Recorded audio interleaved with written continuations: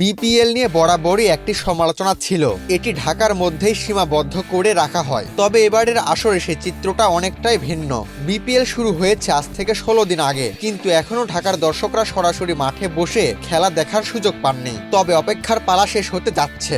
সবকিছু ঠিক থাকলে আগামী 15 জানুয়ারি থেকে শুরু হবে ঢাকার পর্ব, আর তখনই বিপিএল এর রঙে রাঙবে মিরপুর। ভবিষ্যৎ হোক নিরাপদ, বিনিয়োগ হোক বিশ্বস্ত, আর আমার পছন্দ সল্ট বে।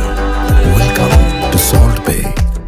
ইতোমধ্যে ঢাকা পর্বের জন্য টিকিটের মূল্য প্রকাশ করেছে বিসিবি। 12 জানুয়ারি থেকে দর্শকরা অনলাইনে টিকিট কিনতে পারবেন। টিকিট পাওয়া যাবে jobcb.ticket.com ওয়েবসাইটে। সর্বনিম্ন 200 টাকা খরচ করেই বিপিএল এর ম্যাচ উপভোগ করার সুযোগ থাকছে, যা নির্ধারণ করা হয়েছে পূর্ব দিকের গ্যালারির জন্য। এছাড়া 300 টাকা মূল্যের টিকিট কেটে শহীদ আবু সাইদ স্ট্যান্ড ও উত্তর পাশের গ্যালারি থেকে খেলা দেখা যাবে। সর্বোচ্চ টিকিটের মূল্য রাখা হয়েছে 2000 টাকা। গ্র্যান্ড স্ট্যান্ডে বসে ম্যাচ উপভোগ করতে চাইলে এই পরিমাণ অর্থ ব্যয় করতে হবে। পাশাপাশি 500, 600 ও 1000 টাকা মূল্যেও বিভিন্ন ক্যাটাগরির টিকিট পাওয়া যাবে।